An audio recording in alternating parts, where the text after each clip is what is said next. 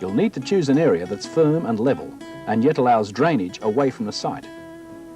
Don't forget to leave about 18 inches clear space around the shed so that assembly and maintenance is easy. Your garden shed must have a solid, damp-proof base. I chose concrete pavers because my wife hasn't decided yet about landscaping the garden area.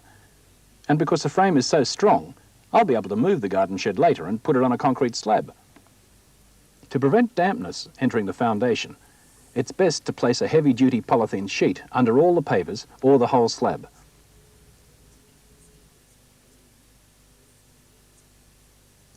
As it says in the manual, the first step is to unpack, identify, and sort all the parts and hardware.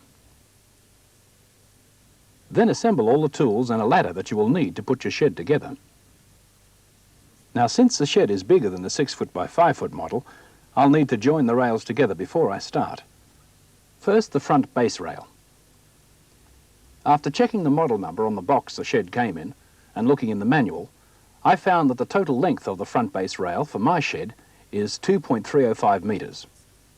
So I overlap the two pieces until I have the right length, and the holes line up nicely. The entry and exit ramps go on now too, and are joined using the self-tapping screws.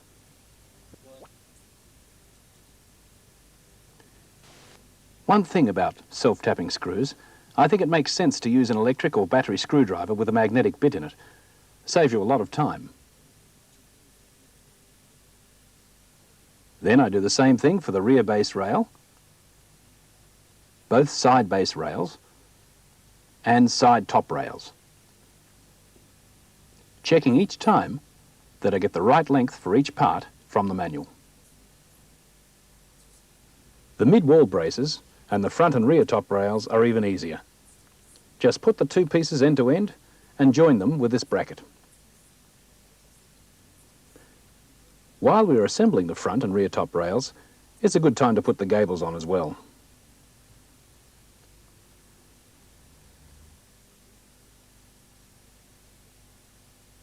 With these small brackets on the front top rail only.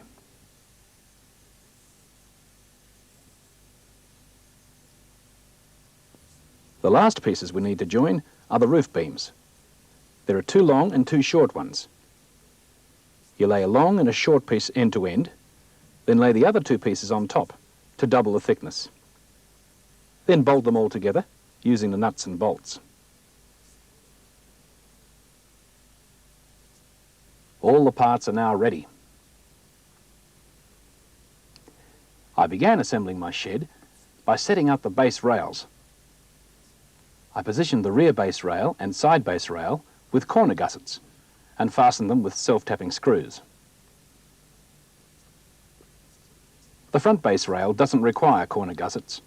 Just crimp it in and it's secured to the side rails at the shed corners with self-tapping screws using the pre-punched holes. And then I attached the Zs. Now for the corner panels. Use both hands to bend the four corner panels to a full 90 degrees. Ah, that looks right. Here, as you can see, I'm going to screw the front corner panels to the Zs and the side rails. Notice how I've attached the short side of the panels to the side rails. And now the rear corner panels to the rear and side rails. Again, short side to the side rails. Now it's onto the door glides. You hold the door track so that the open edge faces down. Place the stem of the wheel into the door glide and slide the two pieces into the door track with the wheel facing the back. There are 4 glides in total. You put 2 in from each end. Now fasten the door track to the top of the front corner. Now we fasten the rear top rail to the top of the corner panels and attach the side top rails to the top of the corner panels. Before you fasten them, make sure the side top rails actually sit on top of the front and rear top rails. Now everything's starting to take shape. Now we do the rear mid-wall brace between the back corners for added strength and stability. Now for the remaining mid-wall braces. You fasten the side ones between the front and rear corners with gussets. Then secure the front mid-wall braces on either side of the doorway. Now the door jambs. Screw the door jambs, one each side of the entry ramp, to the door track at the top, the mid-wall brace, and to the Zs at the bottom. What's my next job? Ah, the wall panels. I can screw them to the top rails, the mid-wall braces, and the base rails.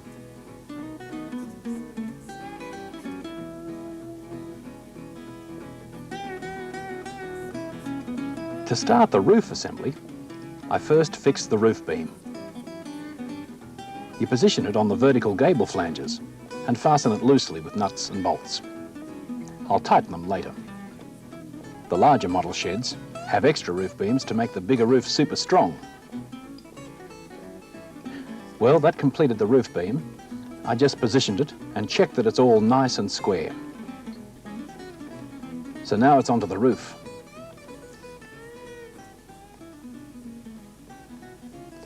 I positioned the roof end panels over the gables section and line up the holes to fasten them with bolts and nuts. Then they're attached to the roof beams and the side top rail, using plastic washers to keep out the weather.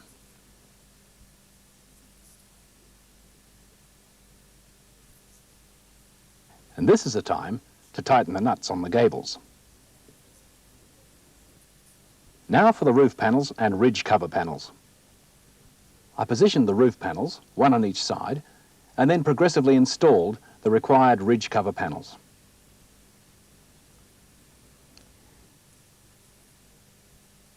Then I attached the lengths of roof edge trims over the edge of the roof panels.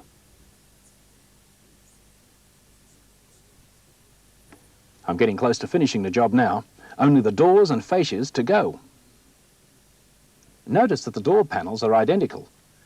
It's only the assembly that makes them left and right-handed.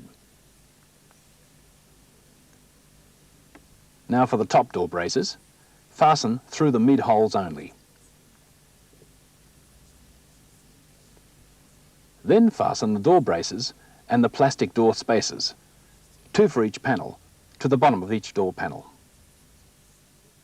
Then you position the bottom of the door in the channel and attach the top to the 2 door glides. And you repeat this for the other door. Now fasten the door handles to the door panels with nuts and bolts. Before you go any further, slide the doors closed to see that they meet squarely. Now you insert the narrow top flange of the door fascia between the door track and the gables.